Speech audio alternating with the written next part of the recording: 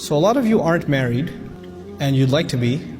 What do you do in situations like this? Guy wants to marry this girl, they've already been talking or whatever, going out to dinner, and now they want to do the right thing, right? Or they want to get the family involved, they want to take good steps. Well, what do they do? See, here's the thing. Let's face it here. There is no way to know for a fact what type of person you're going to marry until you actually marry them. Psychologically speaking, dating will not do you any favors. It's not going to help you know that person more. It's going to help that person make a better impression on you, not help you know them more, because until you live with the person, there is no way to completely know them. You don't wait a year to take your parents into confidence on these things either. You do it from the get-go. Don't think that you can disobey Allah subhanahu wa ta'ala, do things haram, with the intention that you will right it one day, and Allah subhanahu wa ta'ala is going to put barakah in your relationship. You're fooling yourself. You're not going to fool Allah subhanahu wa ta'ala. You are fooling yourself. And when parents are unreasonable, I will say this as well. You learn this the hard way, sometimes very later on, much later in your life, but your parents are not seasonal. The whole world will turn their backs on you before your parents turn their backs on you. And you will learn that the hard way, right? Many, many times in life. With friends, sometimes with spouses, with your teachers, with your closest friends. You will find that other people will be seasonal at times. Your parents will never be seasonal. They will not, even when your parents say, I'm not going to talk to you because you've decided to go forth with this, they don't really mean it. There are people in the audience, inshallah they're not, but there are people in the ummah that are dating for a long time, a year, 2 years, 3 years. And the first advice that comes in my head is just get married. Doesn't matter who says what. Because you're clearly not going to let each other go. You don't? I completely disagree. That's setting them up, that's giving a temporary solution. You'll make them happy for now, but their relationship is going to fall apart. Look, I do marriages and divorces. I've been doing it for 10 years, personally. And most of the time when we gave in and said, okay, fine, just let them get married, they were divorced within 3 months because they've already gotten past all the rosy part of the relationship. Don't try to just take the pill that's going to make you feel good now and let you get married and then everything falls apart because you did not. Marriage is a rational decision. Marriage is not an emotional decision. So that's the point here. You look for compatibility. What is the main reason that people fall apart in relationships? Compatibility, correct?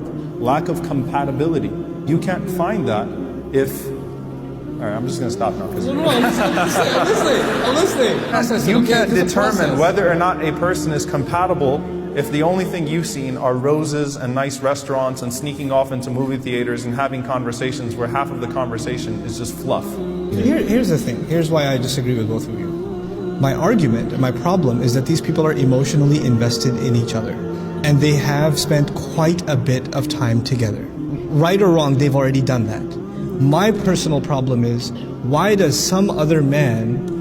this be some other man's fault that his now wife has emotionally already invested herself in someone else who's not going to leave her head anytime soon? And this is going to be a problem later on. Like they almost like they deserve each other at this point. How many people actually end up marrying their first crushes, or end up marrying the person that they thought was going to be their, prince in shining armor, and that was going to be their... How many people end up actually going forth with that, marrying that, and end up in happy marriages?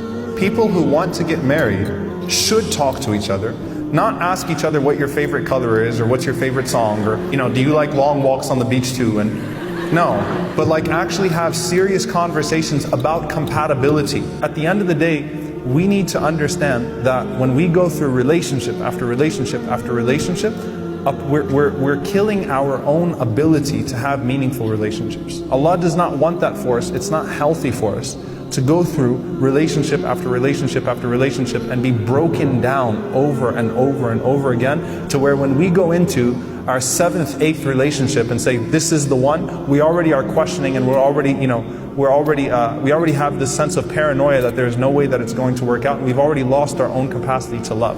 The first party you should be concerned with in anything that happens in your life as a Muslim, as a believer, is what does Allah think about this? What have I done to offend Allah subhanahu wa ta'ala? The first thing you need to do is seek forgiveness. Seek forgiveness sincerely from Allah subhanahu wa ta'ala, no matter what the outcome of the situation is. Astaghfirullah, I've messed up. Oh Allah, guide me to what's best for me.